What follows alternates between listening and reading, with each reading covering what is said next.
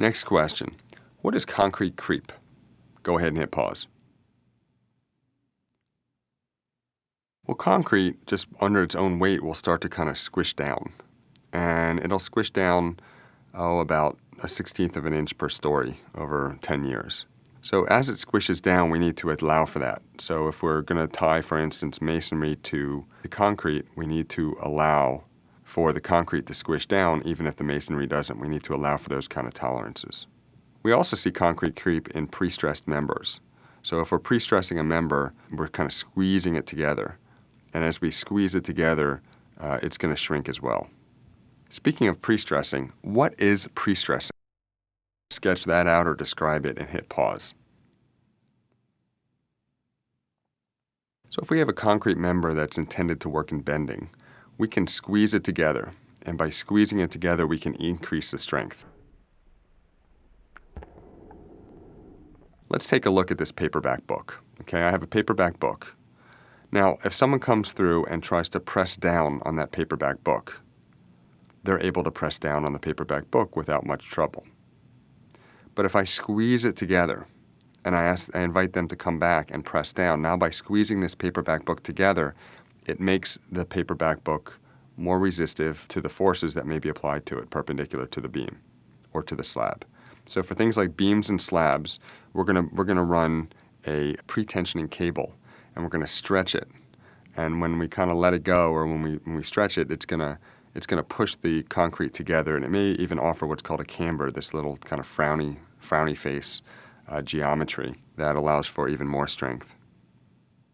We saw this in steel with the intentional arching of a member so that it can resist more loads, and when it does deflect downward, it kind of flattens out instead of when it deflects downward, it shrinking down or depressing. What's the difference between pre-stressed, pre-tensioned, and post-tensioned concrete? Go ahead and hit pause. The nomenclature in this is pretty wacky. So we have a category called pre-stressed concrete. It's a little confusing. That's a category. And that just means we're squeezing it together.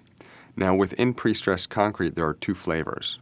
There's pre-tension concrete and there's post-tension concrete. And the reason it's confusing is because both pre-tensioned and post-tensioned are forms of pre-stressed. Now let's talk about pre-tensioned and post-tensioned concrete. In pre-tensioned concrete, we're typically talking about precast concrete that's cast in a factory and then trucked onto the site.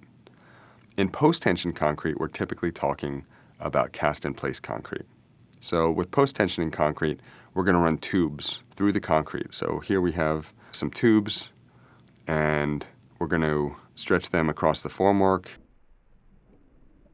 And we're going to have these like anchors on the formwork. And then we're going to pour the concrete, and we're going to run these cables through the tubes, and we're going to use a hydraulic jack that looks something like this. And we're going to use that hydraulic jack and pull the cable through the tubes. And the whole thing is, in geometry, the whole thing is draped. It's a draped cable.